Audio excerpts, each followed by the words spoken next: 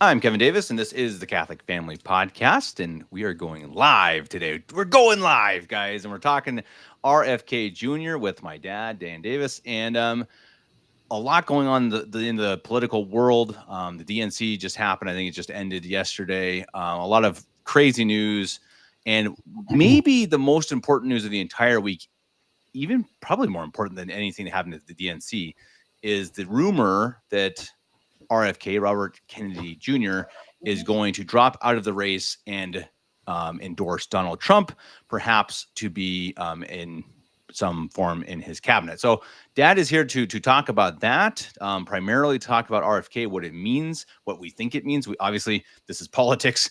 We don't know what's going to happen. Nobody does, but if it happens, we're both pretty optimistic and think that it will absolutely help Donald Trump, which Dad and I both think is a good thing. I know not everyone agrees with us, but we think that he is absolutely the better of the two evils, and we hope he wins. So Dad, RFK is an interesting fella. Obviously, very interesting background, and some things we like, a lot of things we don't. But it seems like what's happening now is it almost certainly good news. Yeah, I would have to think so. And I wanted to I'm not sure if all of our viewers are real familiar with our RFK Jr. and who he is. He is a fascinating character. Obviously, he's the son of Robert Kennedy Sr., who ran for president in 1968 and was assassinated. Very likely would have won and carried on kind of the Kennedy, Camelot portion of American history. And but he's an engaging fellow. We got a clip if you want to show. One of the first things that you notice when you see him is he's got this crazy speech impediment, and he's really, even though he's an engaging guy, he's hard to listen to. And so I kind of wanted to show that first here.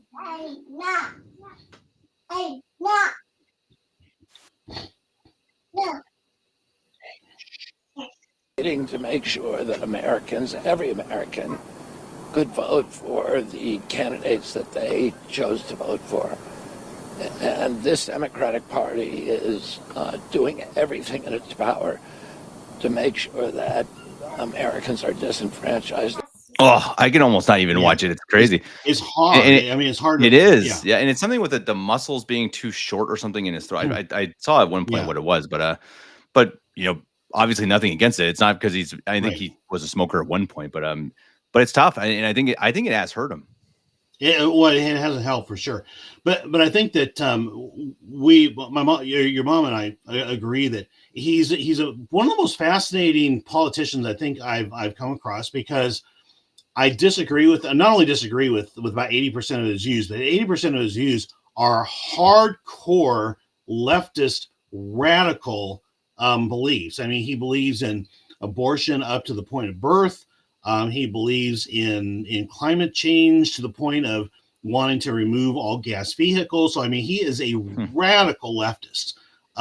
But at the same time, he's got a couple of views when it comes to government corruption and when it comes to anti-vaccines that are just like 100% like middle of the bullseye in terms of being really good. In fact, he's probably the best big name speaker out there when it comes to speaking against vaccines. And so those two make this really weird soup of a politician. And then I think the other part of it is that I know your mother and I both like him personally. He just, when you watch him speak, when you watch how gracious he is, I mean, the way he had a conversation about Donald Trump at one point saying that, I don't agree with him on a lot of policies, but I want to have a good discourse. I want to discuss the issues, and I want to reach across the aisle, and we should be friends here. And, I think just watching his magnanimity in terms of being a politician and who he is has really ingratiated himself as well. So he's one that I could never, ever vote for. I think, in fact, I might even have to vote against a ticket if he was the vice president because of his radical views. But at the same time, personally, I like him, and I think that he's got some views that are going to be, potentially very helpful for Donald Trump. Well, and isn't it? It's one of those strange things that he is. as you say, he's kind of likable, and he seems like he kind of has the right intentions, Yeah. but then he has such terrible policy and Oh, ideas. It's kind of like terrible. it's kind of like, okay, how does that happen? I think that's a probably a question for another day, because I think it's a really Right. deep question. I mean, is it education? Is it the people he surrounds himself with, et cetera, that they make it so that he has terrible positions, even if he has a lot of good intentions. And I think, what they say, hell is paved with good intentions, but Right. I think it's an interesting question of how that happens. But he is certainly interesting. Oh, there goes my camera. There goes Oh your man, camera. the Shoot. camera is going to drive me crazy, guys. It's going to be one of those podcasts where Yeah. the camera goes off, the kids are being loud in the room. It's just going to be one of those times. I am still here, guys. You can see her on Um, the couch. There you go. I don't know why this camera, it just does this sometimes. Sometimes it just decides not to charge. Well, I'm here. I'll be back on the nice camera here momentarily, guys. But Dad, maybe explain what exactly has happened. I mean, he entered the race pretty late, I think, and now looks to be also exiting pretty early. Yeah. Well, and let me give you some background on this, because I think it's the background that's the most fascinating of this thing. So he, as we said, he has some extraordinary anti-vaccine, anti-big pharma. Okay, he's anti-big pharma, and really, I mean, that's probably his number one, key discussion point that you see out there. And so he wanted to run as a Democrat in the Democrat primaries, and he announced that he was going to run Democrat primaries. And because he was anti-big pharma, and the Democrats are owned by big pharma, I mean, the Republicans kind of are too, but really the Democrats very much are. The Democrats so stridently did not want RFK to run that they basically just chose not to have primaries. They completely shut down the process and just handed everything to Joe Biden. So the fact that Joe Biden skated through to this the last couple of 3 weeks as the candidate for the Democrats without any competition, that was because of RFK Jr. Because they just did not want to deal. They didn't want to deal with him. And so, as you know, I think he tried to negotiate, he tried to make good, he tried to be a part of the Democratic process, Democrat Party process, and they just rejected him. They did not want him whatsoever. They held him at arm's length. So he said, fine, I'm going to run as an independent. And as an independent, he came out, and at first he was pulling as high as 12 or 13% of the vote in polls. And what was kind of interesting was that he was kind of pulling equally from Donald Trump and Joe Biden. He really was not having a major impact. So it was showing, I think the polls were showing if he was pulling 13%, he was pulling 6% from Trump and 7% from Biden or something like that. So he's having a minuscule impact on the actual on the polling. And so he's gone and worked on trying to get access to the state ballots in every state. And I think he's gotten on to a whole bunch of them. And so he was ready to go forward. Well, right before, I think it was the night before the Republican convention, he had a phone call with Donald Trump.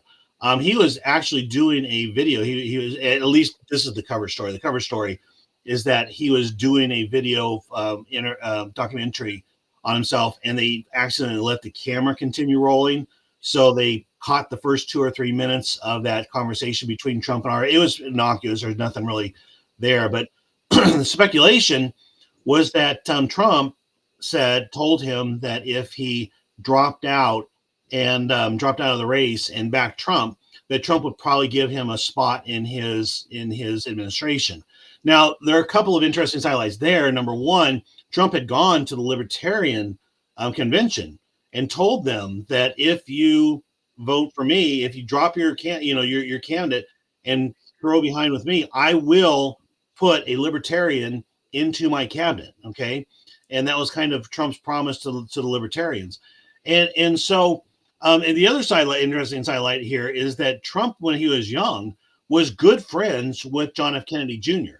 And so, the Kennedys being from Massachusetts, New York area, the Northeast, and Trump kind of owning New York for most of his adult life, from a retail point of view, they were good friends. The families were good friends, and so there's a Trump Kennedy connection that goes way back. So you got to think, okay, was some of this planned? Did you have this in mind from the beginning? Who knows exactly what was going on? But the fact that we've gotten to this point now in RFK is one of the reasons I wanted to have this podcast today, Kevin, was to talk about the impact of third-party candidates and how, as Catholics, at times, we're looking at the Republican Party right now and seeing where they're kind of going soft on abortion. They're doing well. A lot of people who just are checked out from the regular system have thrown their support behind Robert F. Kennedy as kind of he's looked at as being kind of an outsider voice of the whole thing. Well, now basically the way this whole system works, and it's probably better in Europe and Canada than it is here because we've got the winner take all two-party system. But because of our system, basically the only way you can be outside of the system and have a voice is to throw behind a candidate that gets enough support that one of the major candidates needs that support and gives concessions in order to get that support. And I think that's what we're seeing here with Robert F. Kennedy. And Trump is kind of a master of negotiations. He hasn't even officially publicly promised anything to the RFK camp yet, but I think he probably has done it privately behind the scenes. But that's basically the way this game works, is that Kennedy gets something that he was never going to win, but if he can get something out of Trump, like a cabinet position, and get his agenda filled, he's actually made something out of this candidacy of his. Well, and that's something that when Taylor Marshall was running for presidency, most of us kind of laughed. I was like, oh, okay, haha, yeah, okay, sure. But there was a part to it that is like, okay, if someone, let's say Taylor Marshall, he's a good example. He's got a lot of followers. Mm-hmm. People know him and respect him as a traditionalist Catholic, modern Catholic.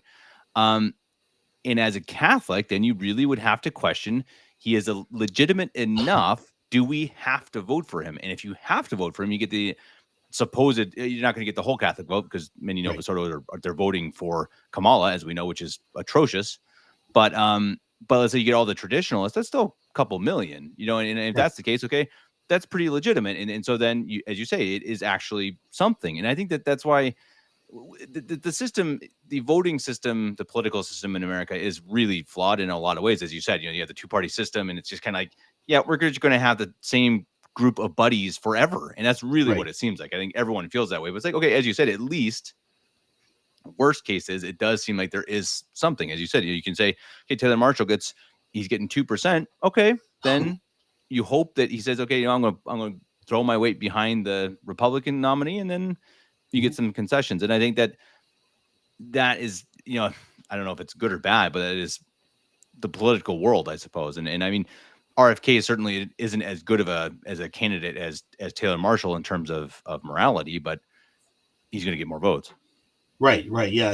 And I think, on the Taylor Marshall side of things, that, for us, obviously we don't agree with him on his views on Saturday Contism or whatnot, but yeah, I'd have thrown full force behind him. And who knows, we don't really know why he was forced to step out. Maybe he just didn't have the money for it, or, or the system got to him and says, you need to drop out or else, we're going to do this to your family. Who knows exactly what the reasons were, because that system is vicious.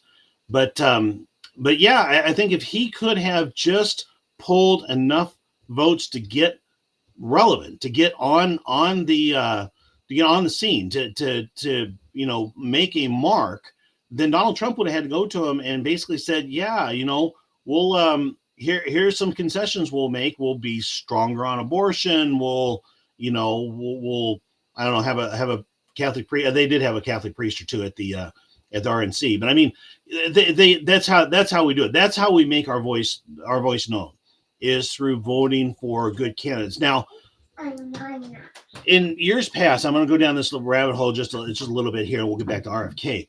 But we've had a number of elections in the past, and I think about the Obama elections, where you had Obama versus John McCain, and then the next one was Obama versus Mitt Romney. Probably the two worst Republican candidates in history. In fact, I'm kind of a belief today that 2008, I think if I had it to do over again, I think I got sucked into the Sarah Palin hype and ended up voting for McCain, but I kind of wish I hadn't. That's the one vote that I'm kind of ashamed of. But I think that even though with Obama we got division by race, race, all the racial tension we see now, we got all kinds of immorality built in. We got that fourth branch of government blown up to huge proportions. This was all Obama's legacy. But I think if McCain had gotten in there, we would have had the whole world would have been a smoking hole. The guy was a warmonger of warmongers and would have started every war he possibly could have started. And so I'm not sure we're actually worse off with Obama than we would have been with McCain. But if you're looking at an election that way, I do really believe that as Catholics, we need to stay engaged. We need to stay involved in the process, and we need to vote. Okay. Don't vote for president, vote down ticket, vote against judges, vote for judges, do something, vote. But in the case, I know I went for a lot of years through the 90s and the 2000s as I kind of woke up to the reality of the uniparty system. I voted third party a lot. And those third party votes, you think they're wasted, but just like we're talking about, if you had thrown in polling, if you had thrown behind RFK Jr. in your polls, your vote wasn't wasted. Your voice is going to be heard. And RFK is going to have a place in the Trump administration. And so it does have some value there. And I think that's what kind of my message. And I'm sure we'll probably talk about this a number of times before November, Kevin, that as Catholics, we're obligated to be involved. We need to be involved. And if you're looking at Trump and Kamala Harris as two sides of the same coin, and they're both uniparty, and there's no difference between the two, I question your judgment. I mean, I think that's a crazy position. But if that's your position, I mean, you still need to stay involved, still get involved, still be a part of the process, vote third party, go to the Constitution Party, because they're going to reflect your values, and go out and vote. So kind of got us off topic there.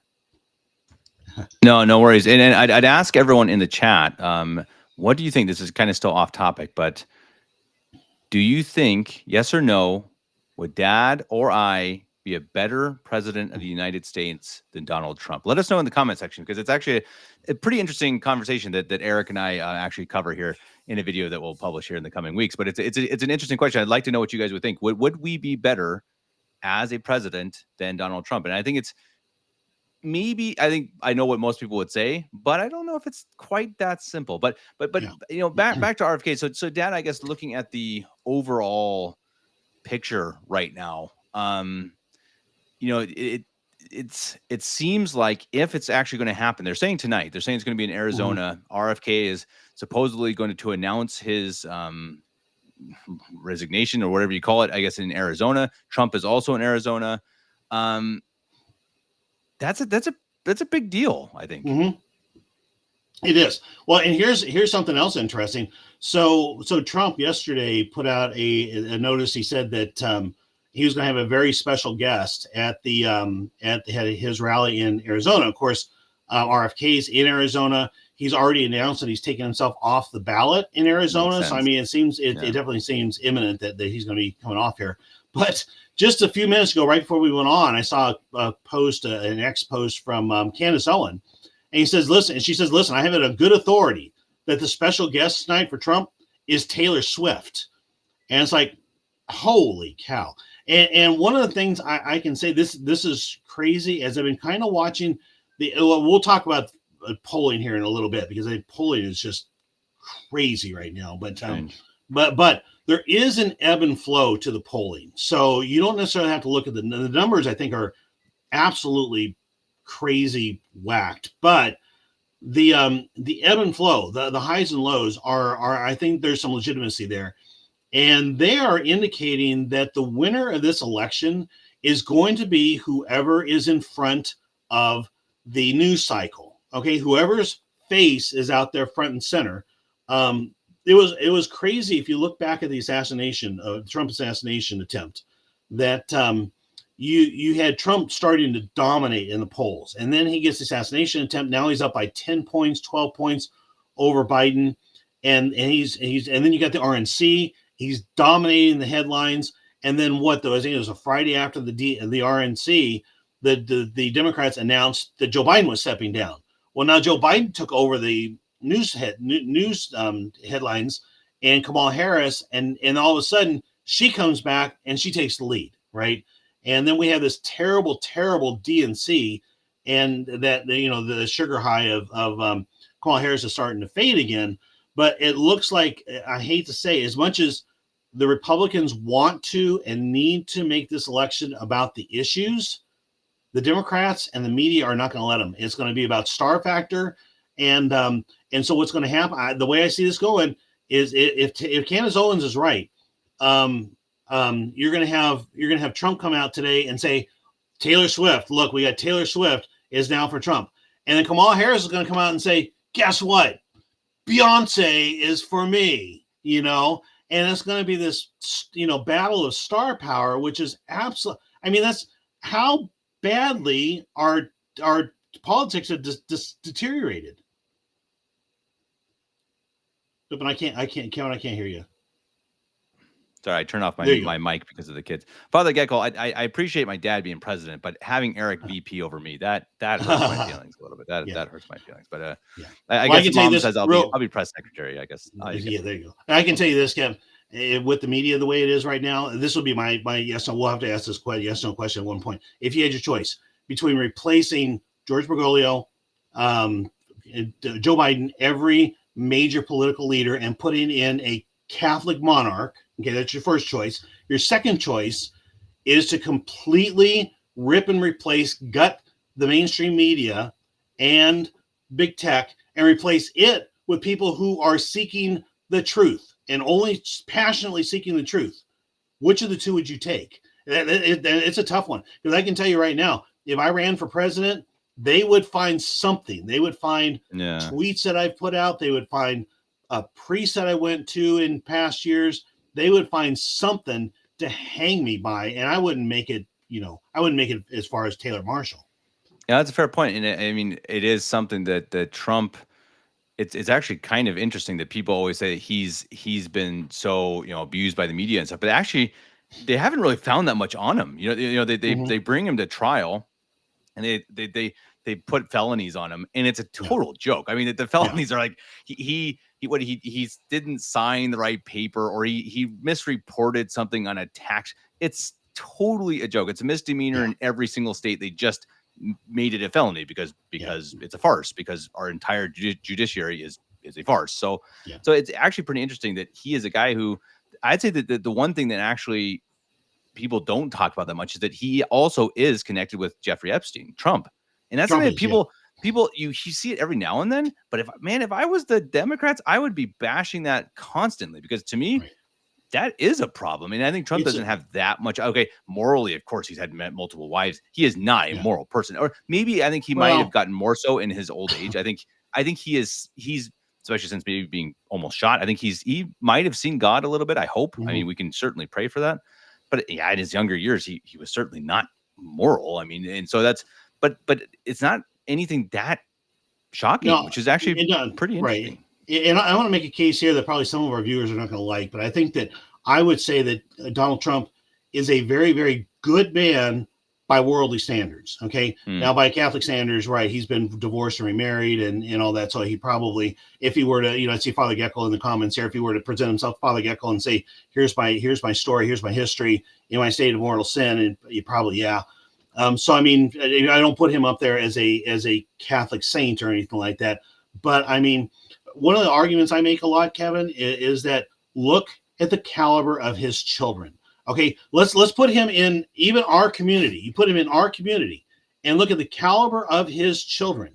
How many parents, how many families have raised as children as successfully as he has? Politicians almost never do. I mean, Reagan had terrible children.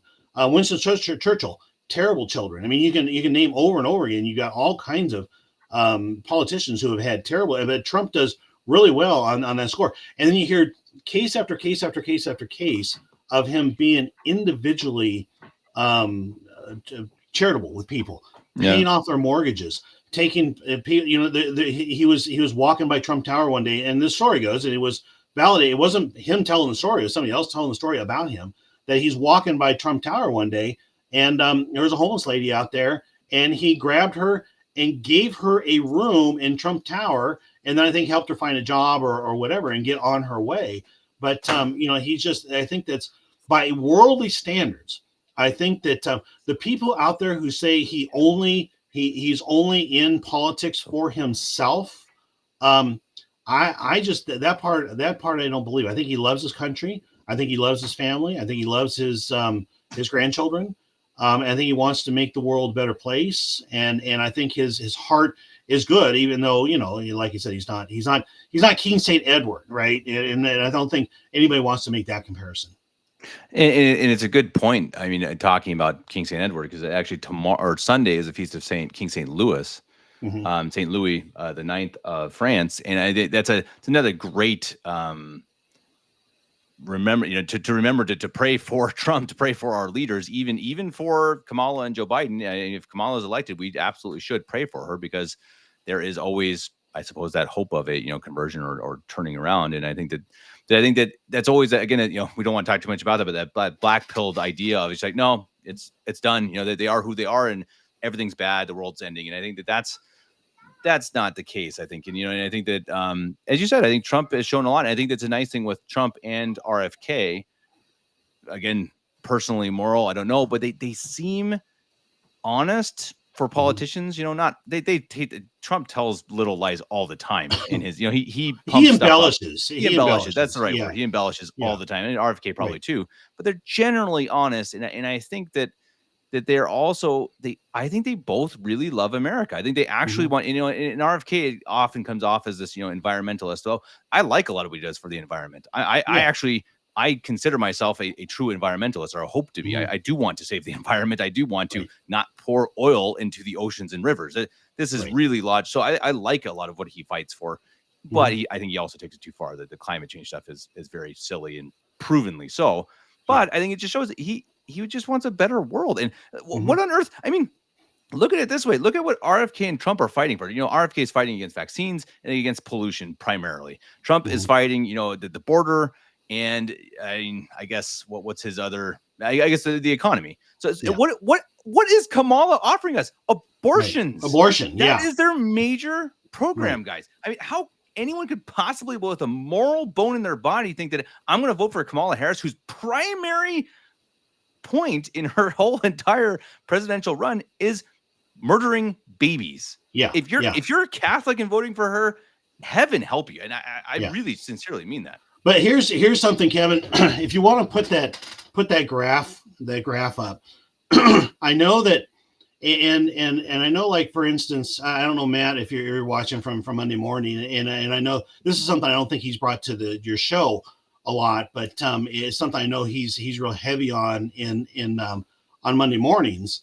that or on Twitter, is that there's a lot of disappointment right now over the fact that the Republicans have really kind of gone soft on abortion, and they've said, hey, it's a states' right issue. We're not going to talk about an abortion ban, a national abortion ban, or anything like that. And they really have not taken a strong view. Well, I want to, in this graph, you can see that support Americans dissatisfied with abortion policy. They want laws to be less strict by party. Do you see that spike that happened in 2021? Okay, what do you think that spike is from? 2021. Oh, COVID, probably. Or no. It's the overthrow Roe versus Wade, right? Oh, right. That's when we overthrew Roe versus Wade. So what happened? Right. What happened afterwards? Roe versus Wade was overthrown. Now you have the Democrats made that their cause celeb for 2022 elections, and they won. They actually beat the Republicans in 2022 for the most part, and it was because of this graph, because America has gone soft. Well, here's what happened. Basically, the big picture. Okay, Trump gets his 3 justices in, and they overthrow Roe versus Wade, and basically the Democrats, who are a party of victimhood, I mean, that's what they celebrate. They celebrate victimhood. They became victims and said, oh, we're going to ride this Roe versus Wade into the 2022 election. And it was successful. I hate to say it, it was successful. And so what they wanted to do in 2024, they have nothing else when it comes to any policy. They can't run on the border. They can't run on inflation. They can't run on tax policy. They can't run on safety. They can't run on BLM. They can't run on anything. The one thing they wanted to run on was abortion. They wanted to make 2024 a referendum on abortion. That was the plan. And you can see from that graph that it was kind of a winning strategy for them. Well, guess what the Republicans did? They took it away. And they said, you know what? We're not going to make this a front and center issue. It's a states' right issue. It's not a federal issue. And I know for you and me, it's kind of like, I don't like that. You know, there are probably people in our spheres who are not going to vote Republican because of it. But politically speaking, I think they had to do it. Yeah, and we'll see too that, I mean, if they get in, it doesn't necessarily mean what they ran on is what they do. I mean, hopefully, Right. hopefully they run, they get in, and then they say, okay, yep, we're gonna. I don't know what are they going to do at this point. I mean, it's one of those tough things with abortion that it's so ingrained. Yeah. I don't even know. Like, if I was president, what would I do? I mean, I guess if you just want to go the tyranny route, then you just say nope. I'm going to make it an executive order that it's outlawed. But I don't.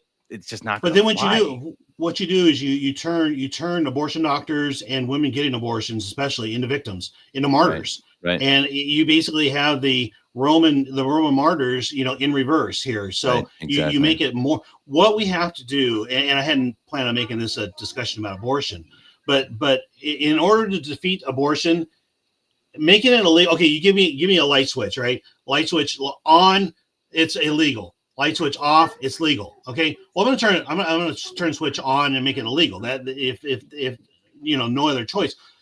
But in order to really make abortion go away, we have to make it socially unfashionable. We have to make it stigmatized. We have to make it so that women cannot be a part of proper society if they've had an abortion, okay, and not, repented, relented over it or whatnot. We cannot make it something that's fashionable, and that's exactly what the Democrats are trying to do. They had a truck outside the DNC. They're trying to make abortion, fashionable. And I think what we're seeing here is we're actually seeing kind of a flowering up of their final stand when it comes to abortion. The Republicans are just kind of coming back and say, yeah, go ahead, go off that cliff, guys. You're going off the cliff.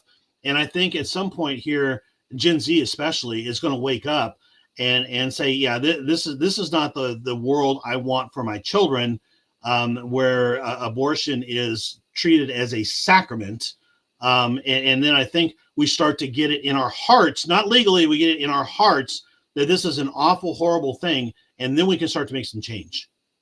Well, and I think it might have been Tim Pool. Someone was commenting recently and saying that, actually, if you really look at it, they're also not reproducing. That they will no longer exist in a few generations because they're killing all their babies. So, it's another part of the issue that it's like, well, eventually it might just solve itself, I suppose, because it's like they're just they're not going to continue their own lines, and so you're going to have less liberals because conservatives are the ones still having babies. And so you wonder, in a couple of generations from now, assuming abortion is, let's say that the bad way, that it doesn't become a stigmatized, part of society, et cetera. But I mean, it may end up just being, I think you really could, maybe it's 4 or 5 generations from now, if we last that long, it's going to be conservatives and Muslims. It's really an interesting idea that it's like, I don't think that's that crazy to think that it's going to be Catholics or Christians and Muslims and a few, remnant of the other people who, because look at it, we just talked about this on a podcast the other day about the birth rates that they're crashing around the world. Mm-hmm. Part of that is feminism. Part of it is,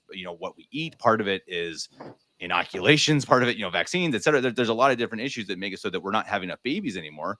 And part of it is because people they're selfish, et cetera. The only ones having babies are Muslims and Catholics, and add abortion onto it, and it's going to be the same. So we really could have a 40% type thing here in the coming years, and it's a great reason that we all need to think about. Okay, hey, to win this culture war, we need to have families and have good families, and Father Geckel, thank you very much for being in the chat, and have good priests to be able to care for those families, because that is absolutely a huge part of it. Of course, I mean, really the most important to give us the sacraments and to help us be part of society and to be society.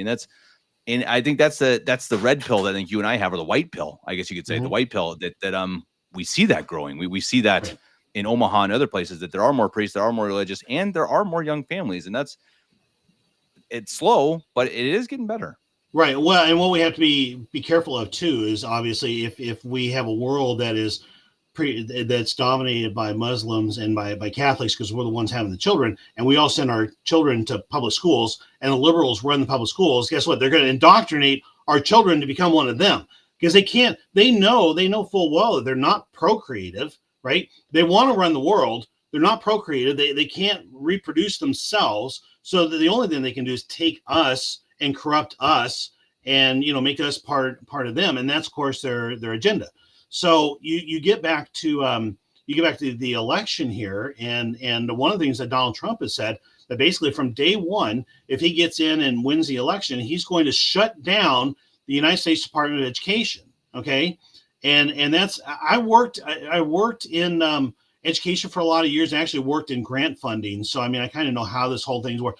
The Department of Education is kind of worthless. Beyond, they really do impose bad theology, bad teachings onto the schools, but basically they're just a big money distribution racket. But to take all that and take it back to the states now we can start to talk about a little bit like you've talked about before, Kevin. I'm in California, and California has terrible schools, and even if I homeschool, all of my children's friends are public schooled. Well, okay, let's move out of California and let's move to let's move to Texas or to Oklahoma or somewhere like that or I gotta say Arkansas, where we've got better, just a better situation in terms of schools and morality and stuff like that. At least we've taken the head of that snake and removed it and taken it back to the States.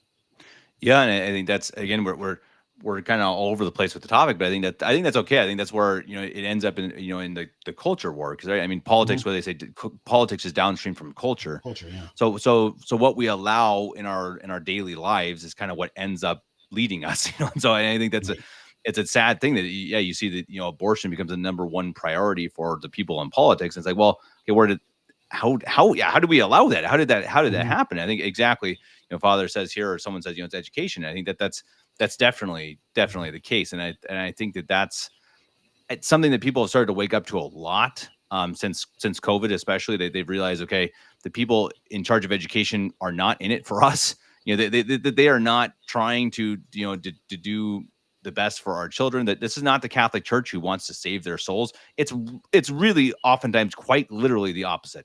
They actually are actively trying to ruin your children. And you see that, throughout the US, especially, and throughout the Western world, I think, with these transgender, study hours or whatever. And I think it is a very active attempt.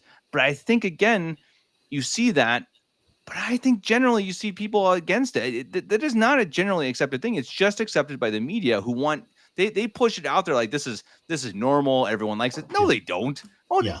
I can't imagine. Can you imagine how many people, if you pass people on the street, maybe 1 out of 100 maybe would approve transgenders and this study hour, whatever it is that they do.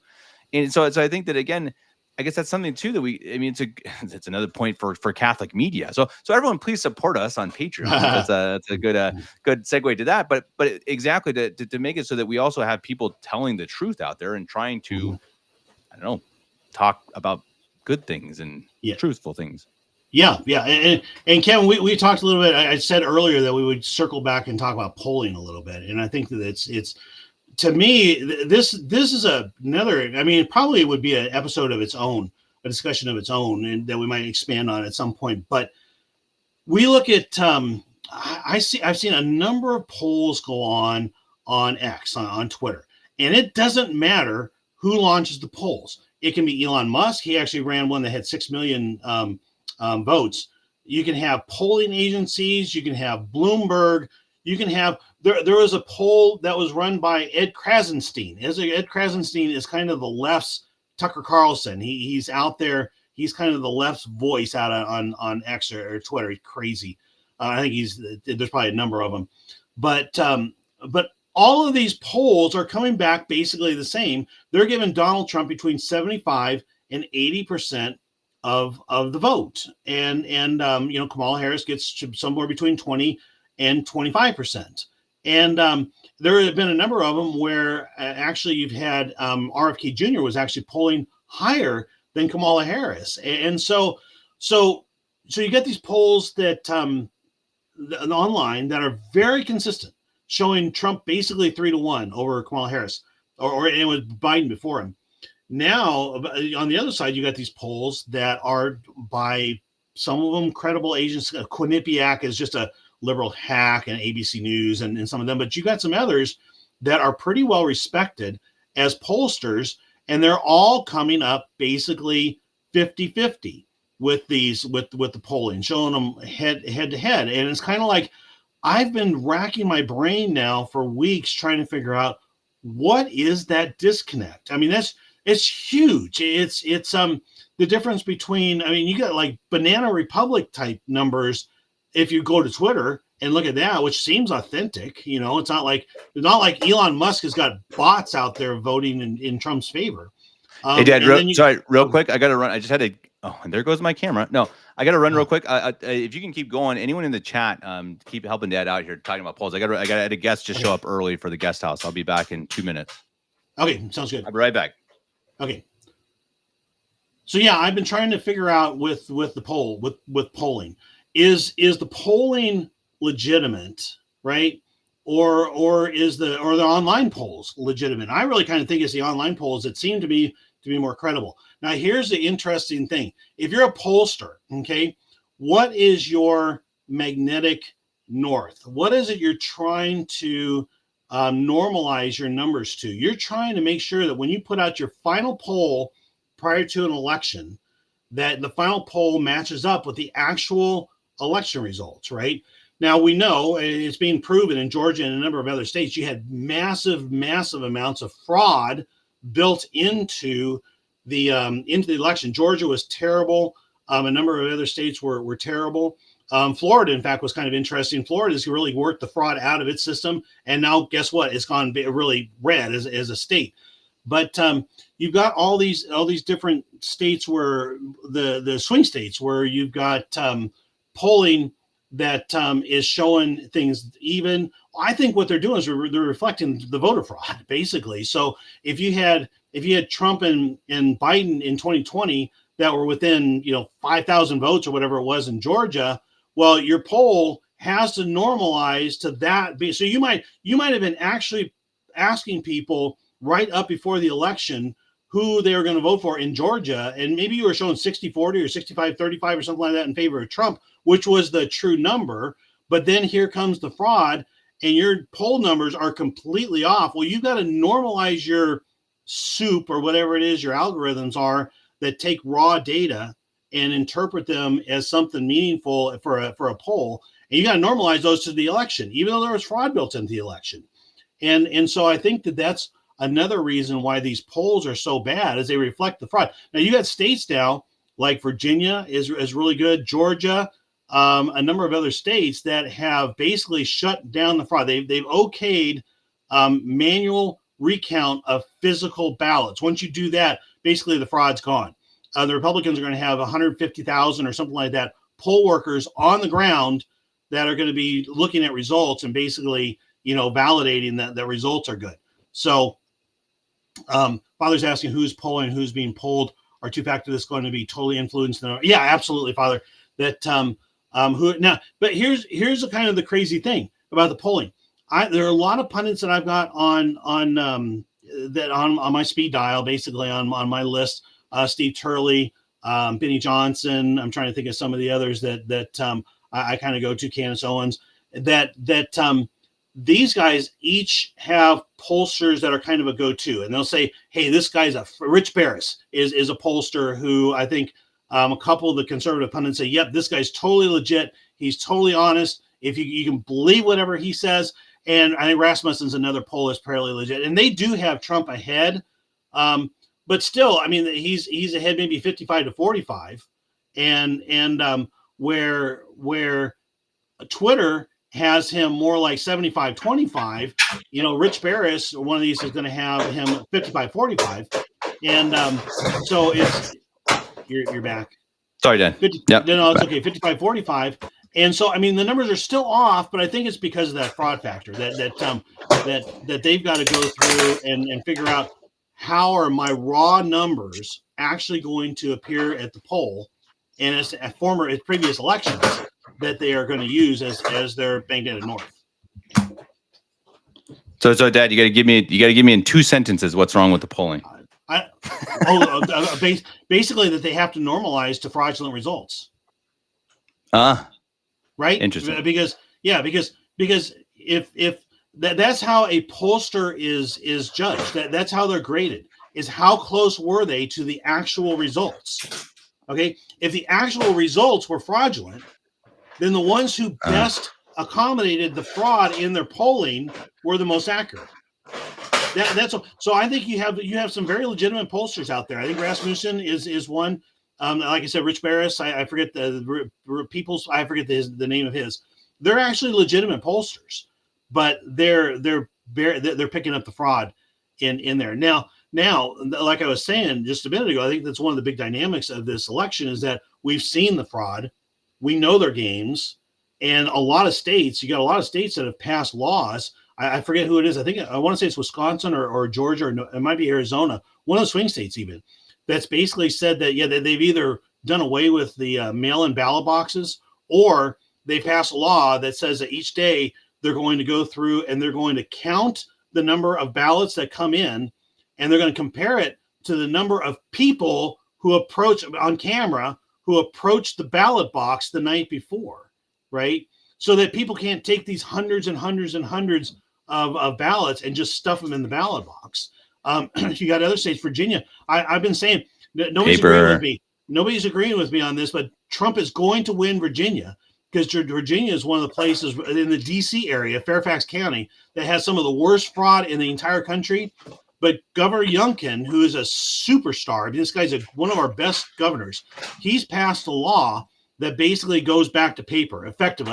They might still be using the machines, but they're going effectively back to paper. There's no more fraud.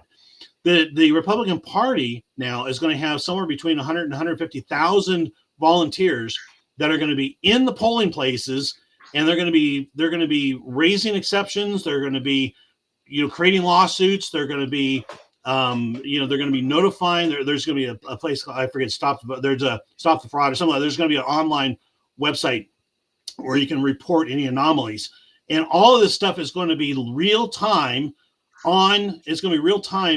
online on election day, right? And so I think a lot of this fraud organically is going to be going away. I don't think we're going to catch it all, but I think we're going to get a lot of it. Yeah, no, I think it's interesting, and I think that politics are pretty weird. I mean, you look at England. The Liberal Party, like the Socialist Party, just won and put in a total clown as their prime minister. But what's interesting is like when you just hear that story, it's like, oh wow, everything's bad. But when you actually look at it, actually what happened was England was so upset with their right-wing party, right-wing party, they just didn't vote. They literally no one voted. Yeah. So the left-wing party that won, it was something like 20. It was the lowest vote count in 20 years for that party. They just won because nobody voted for the right-wing party. And so in the short term, it's bad. In the long term, I think it's great news. I think it's an actually amazing thing that England said enough. You stupid conservatives who kept lying to us. You said you had this, you had us in your hands. You're going to do this, this, and this for years. Didn't do anything. We're done with you. And so in comes someone like Nigel Farage who says, okay, I'm going to start a whole new party. In 2 months, he got a huge percentage of the vote. I mean, incredible stuff. So I think that's a beautiful thing with politics too, with democracy, republic, whatever, that you really could turn things around pretty fast. I mean, look at what happened in El Salvador, Argentina. If you get someone who comes in and who's gutsy enough, if you get the Senate, you get the Congress, you could change a lot real quick. And I think that's not impossible. And I think that's something. I think there's hope for that. I think there's hope that America in let's say 10 years could be a really good place. I mean, it's not going to be perfect, but That's not impossible. And I think Right. that's what, again, we try to tell our black pilled friends. And I think it's possible that it's all rigged. Trump loses and it's going to be a hellhole in 10 years. That It's is possible. absolutely possible too. It's But it's possible. not It's for possible. sure. And I think I don't think that's it's what it's kind of likely. like. Yeah. There's hope. And I think it's not likely either. I think that the general American populace is sick of it. They're tired of it all. They want to, unfortunately, many want to go back to normal, the George Bush days. And it's like, well, that's not really what we want, but it's definitely better than Kamala Harris or Joe Biden. But I hope that, I guess that's another interesting question. What do we want to go back to? We're going to have a show coming up soon too. Like, yes or no, is distributism a good form of government? And I think that comes out today, by the way. It comes out today, so everyone stay tuned to that. It's an interesting conversation with Eric, where we talk about distributism and what is the best form of government. And I think, well, I won't spoil it, but I guess that there aren't really any perfect ways of government, because men are flawed, and that's really clear. But I think that if you have someone who comes in, leads the country with love, and respect for the actual country, like actually wants the people to thrive and survive and be free and in a good way, free to do the right things. That's a really good start, and we've seen it around the world. Yeah, do this thought experiment real quick, Kevin. You kind of remember 10 years ago. Think back 10 years. Okay, think about could you name five politicians that were non-establishment, relatively conservative, at least openly, pretending to be conservative, and actually relatively populist in nature. Okay. Ron Paul. Yeah, there's a good one. Yeah. And of course he never got any power. I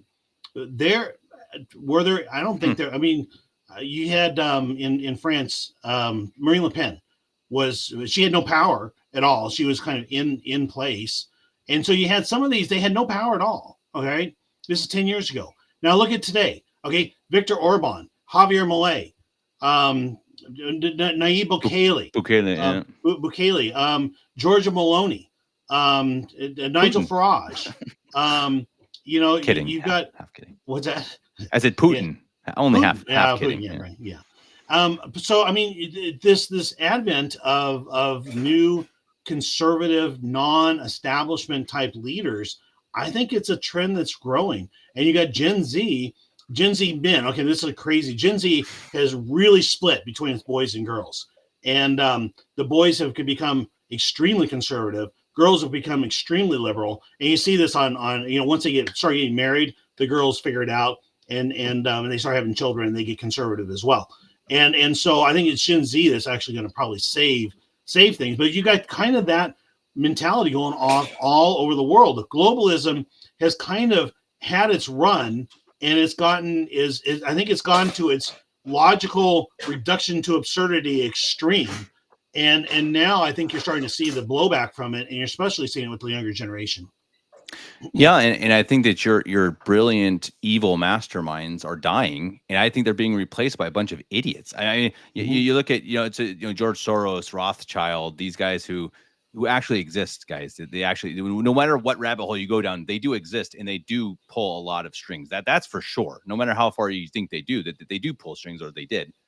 And I think that once you get to the next generation, I'm sure there are still some geniuses, but I mean, who are we looking at? Are we looking at Bill Gates, Mark Zuckerberg, Kamala Harris? These are your genius. They're a bunch of morons. I mean, they're morons. Maybe they have one great skill that they benefited, and they got billions of dollars because they did, and good for them. You know what? I mean, I don't mind that, actually. I don't mind capitalism. I mean, you should definitely use it for a better good than just buying a bunch of yachts. Mm-hmm. But are these the people who are going to really try to rule?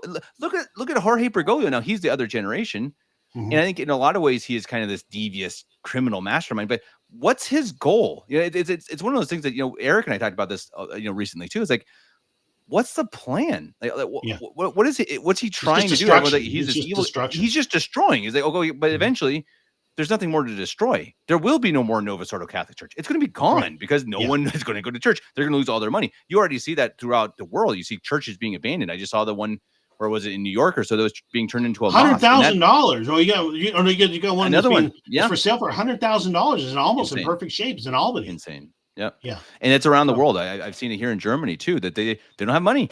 They don't have money because they don't have faithful. They don't have people going to church anymore because they've turned into a mamsy-pamsy feminist church. So it's like, that's not a genius plan. No, it's not a genius plan. They're evil and they're stupid. And so it's like, eventually, we need leaders who are, maybe they're not geniuses, but are good. I don't think Trump's a genius. I think in some ways he's kind of like Bill Gates. He has a few things he's really genius at, and he's made a lot of money, and good for him.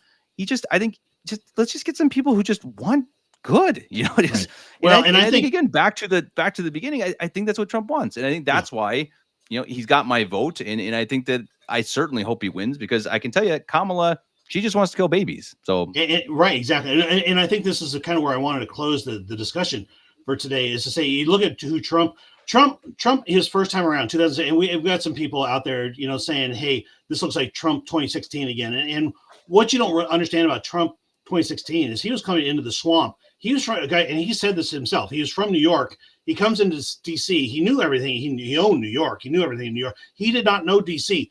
He did not know who his friends and enemies were. He had to try to find friends somewhere. So what did he do? He went to the neocons in the swamp, the Republicans, and looked for friends there. They weren't his friends. They were his enemies. And they were not sharing information with them. They were not, they were not the Mark Milley, I think, was making decisions for the military that weren't even going up to Trump, which is like treason. And so, I mean, the swamp never embraced him in 2016.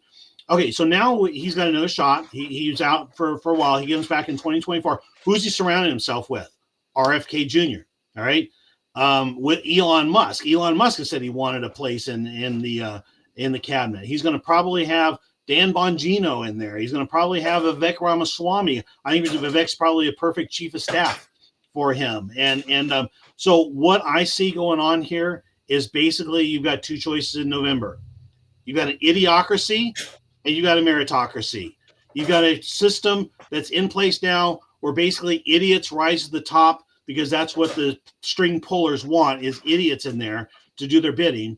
Or you got a meritocracy where at least you got some people with some merit who are trying to gain some power. Yeah, I mean, look at Tulsi Gabbard. There's other examples. Again, it's not like these are people who we're not coronating them. We're not saying they're saints. We're not saying I wouldn't even vote, but it is intriguing. Someone like Tulsi Gabbard is a lot more intriguing than Mike Pence in my mind. And Mike Pence also had some of his own things, but she, at least, I just think that she actually believes what she says. She's not just a puppet. She's not just like this, stone-faced, like this is what my stand, this is what I believe. I think she actually, believes in something. And I think some of those things are really good and powerful and helpful. Yeah. And I just think that at least that's something. I mean, or do we just want continuously having your George Bush, Mike Pence, John McCain, even Obama, just the same buddies who say the same things, do the same things, start the same wars? Why don't we just start thinking a little outside the box and not being so negative about it? I mean, again, we're not saying Trump is this perfect guy, but I mean, why is he doing it? What's the point for Trump's? What is he? 80 years old, 79 years old. He's a billionaire. He just got shot in the head. Why do that? He's not going to get rich. Retire on an island somewhere and hang out with Melania, if he wanted to. Yeah. But he chooses not to. And I think, Kevin, that I look at who he surrounded himself with and all this new cast that he's going to have in there. And you know what the consistent thing about all of them is? They're all, and this Tulsi Gabbard's included in this, they're all anti-war. And J.D. Vance especially has served in war and is anti-war. He speaks as credibly about anti-war as anybody. And I think that that's one of the things that they are going after is this military industrial complex that basically has run our country and created these wars for profit. We'll have to talk about the morality of this. To me, that's the lowest form of immorality that you're going to find is people who wage war for profit. Okay, selling baby parts for profit, probably right down there, but war for profit. And I think that that's a complex that they're going after. Well, and I see Corbin here saying that, what did Trump do? And I agree, Trump did not do everything he said he was going to do. I totally, there was a lot that I did not like, but he did actually end wars He didn't start any. He did actually help the economy. He did He bring made jobs us back to energy. America. We're He did energy put on, independent. yeah, We're energy independent. I energy refinanced independent. my mortgage at 3.375%. You know, He and put right. He put judges on the court who did overturn Roe versus Wade. I mean, that's positive. I mean, just the judges, and I don't think the judges, they're not even perfect.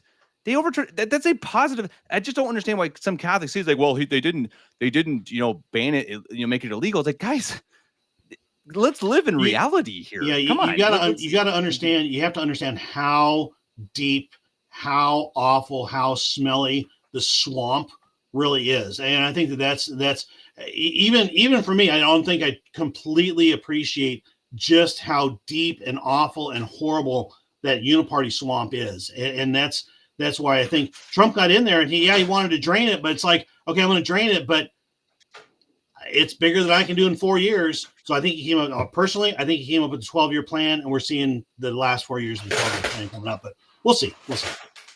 Yeah, no, and I don't blame people who don't like. I'm not saying you have to like Trump. Right, I'm not saying you have to vote for Trump. I understand it. I understand the counter argument. Totally, I do. Totally. Yeah. And so I think people, they hear us and they think we're saying you're a bad person if you don't vote for Trump. That is not even remotely. No, I get it. I get it. Totally. Right. So I mean, our point, I'm voting for Trump. That's my decision. That's what I've really thought a lot about it. And I think to me, that's the best.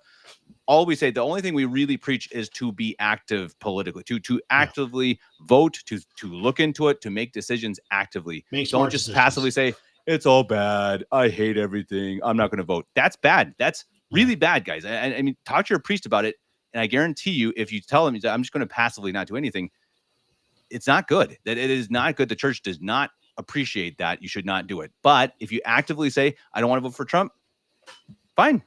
I would try to convince you otherwise, because I personally think otherwise, but it's fine. It's not like morally you're objectionable. I mean, that's for sure not the case. So don't misunderstand us when we say that, we're voting for Trump and that you need to be politically active, meaning you have to vote for Trump. That is absolutely not what we're saying. I know people keep taking those words out of our mouths. That's not the case. Just really understand how important it is to be active and to be, again, patriotic, to love our country for what it should be, and not necessarily for what it is. Yep. Anyway, any last comments, Dad? No, I think we're up over an hour, and I apologize to everybody. I hope you've enjoyed it. I've kind of rambled. I think I had a pretty solid outline of where we wanted to go today, and we just it was maybe because it's early in the morning or something like that. It's kind of rambled. Well, and I apologize for the camera and the noise in the background. It's just how it is sometimes. For some, the camera, I just don't understand. I need someone to come help me with my tech sometimes, because it says it's charging and then it just shuts off. I don't get it. I don't understand it. Father Zepeda, if you're watching this, please help me. But we appreciate everyone stopping by in the comments. It really makes these a lot more fun when there are people who are here commenting and joining us, and it makes these live shows a lot more fun. Dad and I we thought, should we record it? Should we go live? It's like, live's fun. It's just, it makes it so we can kind of communicate with you guys directly. And let us know if you like it. If you like, would you like more? We can't always promise it. It's one of those hard things that we're both busy. We have lives and jobs and etc. But it would be nice to spend more time with you guys and to do more live shows. And it's going to be a crazy political season. It already is. We're not even in September, and it's going to be. It's going to be a daily thing. There's so many things. It really is just so much that goes on. It seems like every day it's like I wake up, I look at the news, it's like, oh, I could comment on that. Oh, I could comment on that. Oh, I could, and we're going to get to it. It's going to get more and more. It's going to get more and more and more. It's going to be every day. There's going to be something to talk about. So we'll try to do that. And I think even if I go solo, I might do more live shows.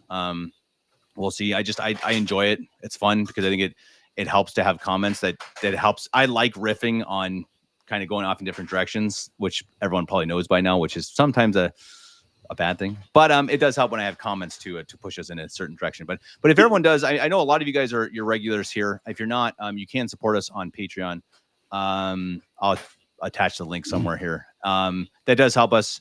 It's again one of those things. We don't really know what the ultimate goal is for this channel, but it would be absolutely great if we become actually something in the media, and we can actually tell truth at a much more less chaotic situation with a camera that works, and without kids dumping boxes of toys in the background.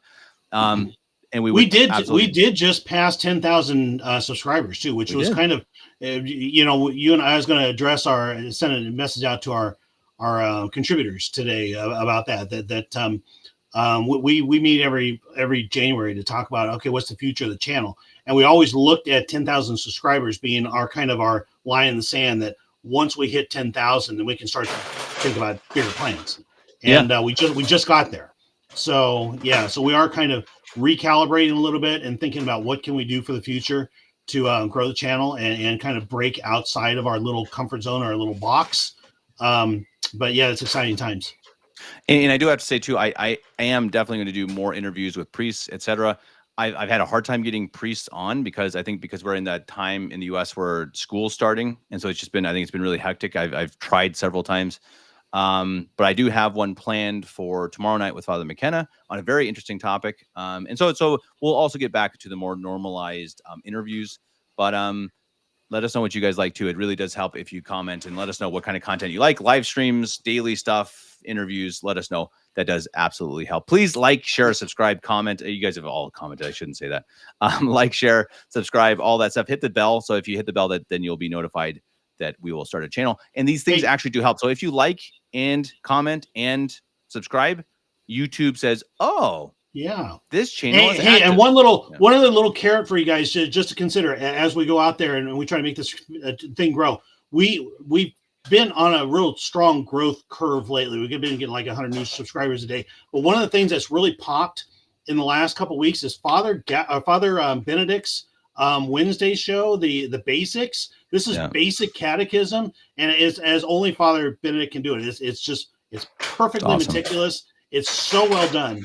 But he's getting 4,000 or 5,000 views on one of his shows, the basics, 1,000 on another one. And so a lot of people now are new to the channel. Okay, they're new to the channel. Probably a lot of them Novus Ordos, and they're going to Father Benedict to learn the basics of the faith. You can't ask for anything better than that. Yeah, exactly. And I think that's why I think maybe people are wondering, why are we always talking politics and different things? Partly because I enjoy it. I like it. It's what interests me a lot of the times: culture, politics, history. But part of it is to bring in an audience that then we can, kind of we bring them in with this stuff, cultural, politics, and then you really give them the true meat and potatoes with Father Benedict. And we hope to do more of these live streams with priests. That to me, that was an absolute grand slam. Father Geckel was part of that. Thank you, Father Geckel. That was a great show. And it was amazing to see people in the comments that were Orthodox, Novus Ordo, different faiths that were joining in and saying, hey, this is interesting, and really enjoyed the conversation. So we wanted to do that more. And I think that again, we want to build the followers, build the subscribers through whatever means, and then to continue to hopefully convert people. That's the ultimate, that's the main goal. Yeah, of course, if we can make money while doing it, I hope no one minds that. We are, capitalists. We do have families, we do have bills, so it takes a lot of time. So it's not like we're not living on a yacht somewhere. I'm sure people appreciate that, but it does help. I don't think we're making minimum wage. No, definitely not. But the biggest the amazing thing Dad would tell us too, you get an email or a message from someone saying, hey, this video or this comment, this live stream, whatever, really helped me in my faith, or really helped me, in my beliefs, or it helped me to understand Catholicism, or I love the stories of the saints. It helps me to be a better Catholic. We've had 7 or 8 reverts. Basically, these are cradle Catholics who fell away from the faith, saw a video or two of ours, and came back. That, to me, I mean, incredible. That's totally that's where you forget all the money or anything else like that. That's what makes it worth it. And I can brag about it because that is almost never the stuff that I do. So thanks to Mom and everyone else who does that. Anyway, Dad, it's been fun. Everyone in the comment section, again, thank you very much. We'll be back soon, live. I don't know. Perhaps we'll do it next week. It could be something that we try to do a little more often on Fridays. No promises, but if it works, we'll do it. I enjoyed being with all of you guys. And until next time, Dad, God bless.